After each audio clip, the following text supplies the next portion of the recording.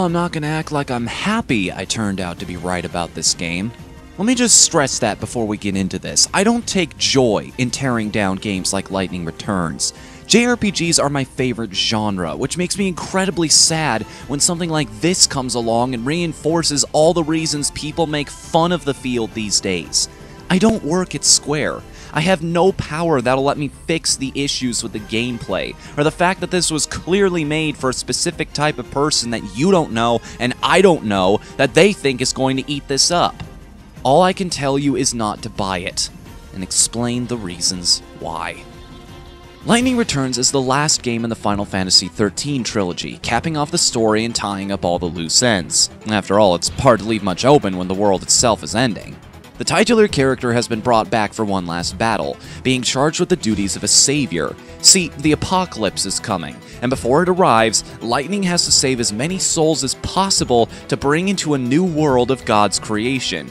The catch? She only has 13 days to do it, 6 if you don't work fast enough. You save souls by helping them with their unfinished business in this plane, which takes the form of quests both major and minor. The power of the people's life force will also increase your stats, which is the only way to become stronger in this game aside from buying new equipment. This all sounds well and good on paper, but as you might have guessed already, something went terribly wrong in the execution. Remember in my preview how I said this might be a really fun game to speedrun if there was nothing arbitrarily holding back your progress? Yeah, not an hour into the game, your main quest has to be set aside because you can't progress any further into it until a certain amount of time has passed. But it's cool. There are plenty of side quests to do in the meantime, right?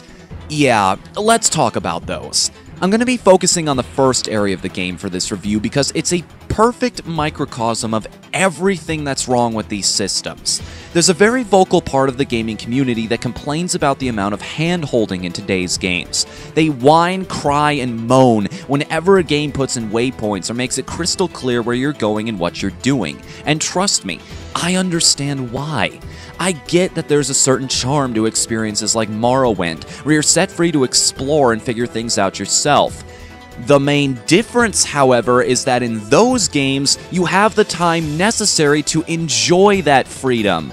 Hope will tell you very early on that there's no rush to take care of any unfinished business before you have to return to the main hub every day, which is a bold-faced lie. If you don't finish these quests by a certain point, they're gone, and their rewards with them. But even the act of doing them in time is incredibly hard when you're desperately scouring these massive areas for the one NPC who can help you with the task at hand.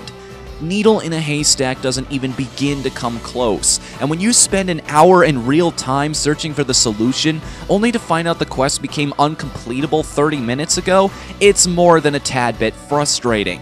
It's pure trial and error. Not even the main quests offer you relief. The very first one you take on has you running up, down, and around all over Luxurion to find 4 symbols some heretics have graffitied onto the walls. What it doesn't tell you is that one of them is hidden in the Warrens part of town, which doesn't open up until nightfall. Coincidentally, that's the same exact time you're allowed to go in and turn in the results of your search. Now, why would Square expect me to search in that area? Why would they purposefully hold my hand back until the last possible minute of my deadline? This isn't cinematic, it's infuriating. I had to check GameFAQs to figure out where this thing was because I wasn't willing to accept yet that any game's design would be that malicious. In another quest, there's a kid in one part of town you have to deliver some Starlit Spice to. If by some miracle you actually manage to find the guy who sells it, he's also in the Warrens by the way, when you try to deliver it to the boy, the cats surrounding him will make a beeline for you, and if any of them touch you, they'll take it away, forcing you to go all the way back and buy it again. This is the ultimate crime in Lightning Returns. For a game that seems to emphasize you being in a hurry, it certainly has an uncanny knack for wasting your time. I want you to mentally walk in my shoes for a second to understand why this annoys me so badly. Between running a website, updating it every Wednesday, balancing 5 or so different video series, making 3D models for my own game, and putting up with a job that takes the primetime hours for doing all of that away from me, just so I can afford to keep making all this happen, I am always very, very painfully aware of what time it is. I so very cherish the few precious moments where I don't have to think anymore, and I can just sit down and play something for a while.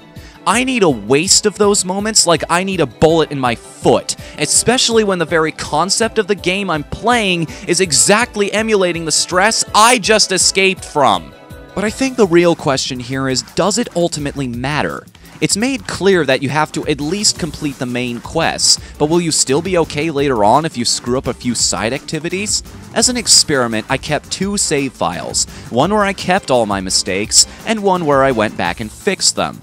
I only saw the ending on one. You start to notice the difference in stats very quickly after a few failed quests, some I didn't even know existed at the time. I kept having to BS my way through boss fights on my first run, stockpiling on EP and Phoenix Downs so I could keep reviving myself, and spamming overclock when the enemy was staggered, if I even managed to do that to them. The second run went much better. I felt like my guard was actually doing something. I felt like timing and skill was actually the thing keeping me alive instead of desperately working around my lack of power.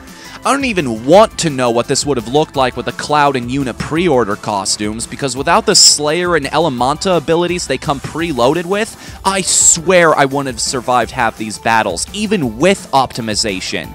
It just feels imbalanced, to the point where I actually broke down and switched to easy mode just so I could see the rest of the game. The only redeemable part is the music, which has thankfully stayed consistently good throughout the series. The masterful orchestration certainly does a better job setting the mood than the characters or story, I'll say that much. I've said it before and I'll say it again, despite going through 2 whole games, none of these people feel like they've gone anywhere. They're still the same unlikable pricks they've always been, Lightning included. The only difference is that now they all have baggage, which, as part of your main quests, you have to deal with. Don't expect the writing to fare much better either.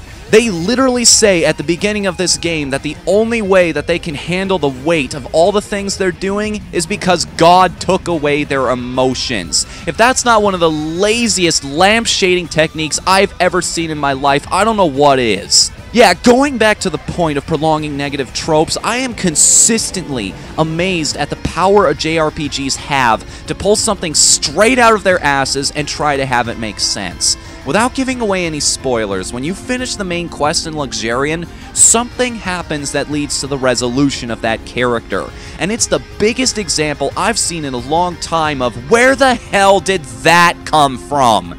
And no, there's no data log explaining it away either. I've checked.